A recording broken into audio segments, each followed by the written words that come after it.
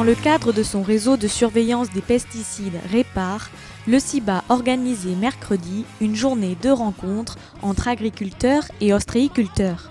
La première étape a eu lieu lors d'une visite de l'exploitation Certland à Lübeck.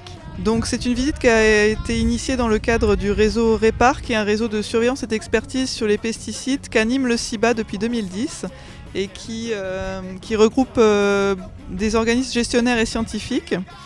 On a énormément de partenaires, on travaille avec les différents usagers du territoire sur cette thématique. Ça fait quelques années qu'on travaille du coup avec le CRC d'une part et avec les groupements agricoles d'autre part.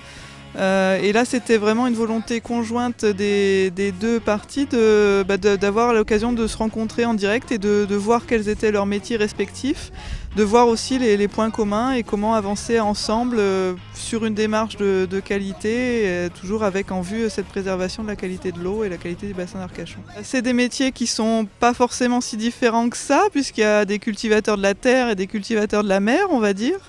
Et en même temps, ils sont liés par le territoire puisque les uns sont à l'aval des autres. Les ostréiculteurs, eux, travaillent avec la qualité de l'eau du bassin d'Arcachon et les agriculteurs, eux, sont en amont sur les bassins versants et eux vont être garants de la qualité de l'eau qui arrive au niveau du bassin d'Arcachon. Alors on a voulu créer une journée aujourd'hui avec les conchyliculteurs du bassin d'Arcachon et avec l'administration un petit peu locale, afin de partager avec eux quels sont les modes de pratique que l'on peut utiliser, que l'on peut faire sur nos exploitations, d'un point de vue environnemental bien sûr, surtout au niveau des recherches, où est-ce qu'on va. On apporte à nos cultures l'azote nécessaire au fur et à mesure du développement de la plante. On n'apporte pas tout d'un coup parce que dans ce cas-là, il y a un risque de lessivage. Donc au niveau de l'urée, on l'incorpore directement dans le sol avec une bineuse et ça nous permet d'éviter cette évaporation.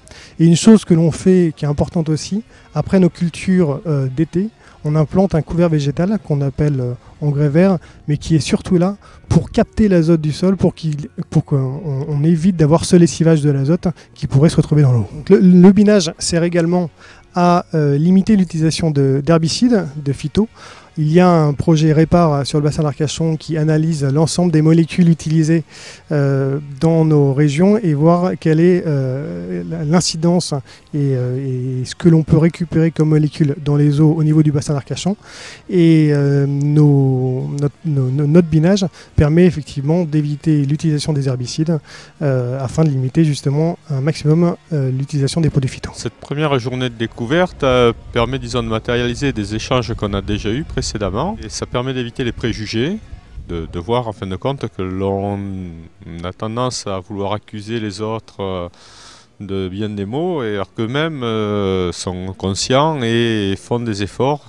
On est en face d'une filière qui a énormément progressé par rapport à l'idée que l'on peut en avoir. Bon, c'est intéressant de se rendre compte du progrès qu'ils ont fait et en même temps de pouvoir les sensibiliser sur le fait qu'il y a encore des efforts à faire pour arriver à un état satisfaisant pour tout le monde. La prochaine étape de cette expérience aura lieu mardi 24 mars. Ce sera alors au tour des agriculteurs de visiter les parcs ostréicoles.